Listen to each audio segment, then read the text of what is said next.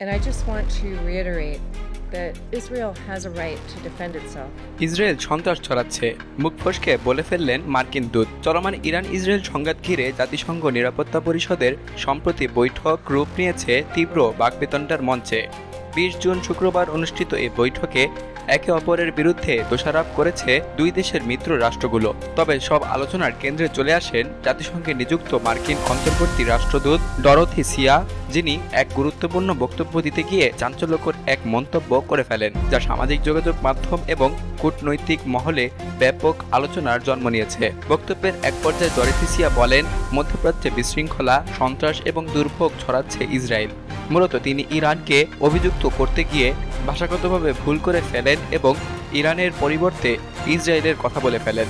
যদিও তিনি দ্রুত নিজের ভুল বুঝতে পেরে বক্তব্য শুধরে নেন এবং পরে আবার বলেন, ইরানই হলো এই অঞ্চলে সন্ত্রাসের মূল উৎস এবং বিশৃঙ্খলার জনক।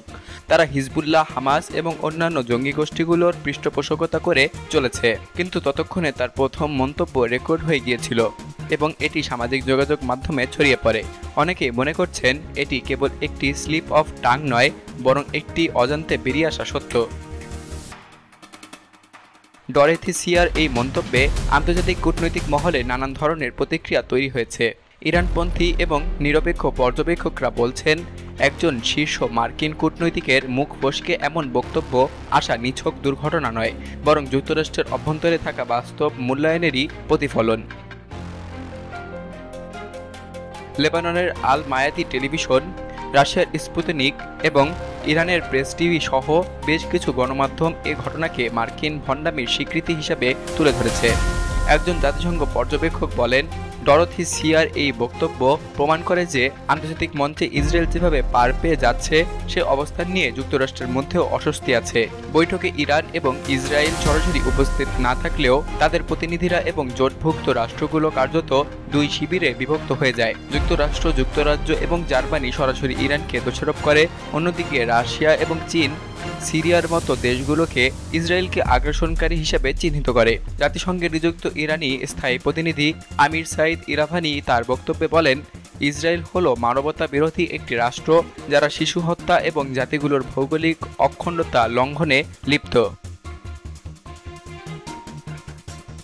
তিনি সবার মাঝে ইসরায়েলি বিমান হামলায় নিহত শিশুদের ছবি তুলে ধরেন এবং বলেন, যারা এই হত্যাযজ্ঞের পাশে দাঁড়ায় তারাও সমান অপরাধী। ডরোথি সিয়ার ভুল উচ্চারণ নিয়ে যতই আলোচনা হোক না কেন, তা বিশ্ব রাজনীতির বাস্তবতা থেকে বিচ্ছিন্ন নয়।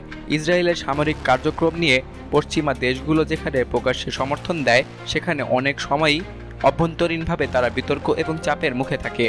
যুক্তরাষ্ট্রের এই মুখ ফসকে বেরিয়ে যাওয়া মন্তব্য হয়তো সেই দ্বৈত বাস্তবতারই একটি ঝলক। জাতিসংঘে ইরান ইসরায়েল ইস্যুতে এত স্পষ্ট বিভাজন প্রমাণ করে বর্তমান সংঘাত কেবল দুটি দেশের মধ্যে নয়, বরং একটি ভূরাজনৈতিক শক্তির দ্বন্দ্ব, যার পরিণতি হতে পারে আরও ভয়াবহ।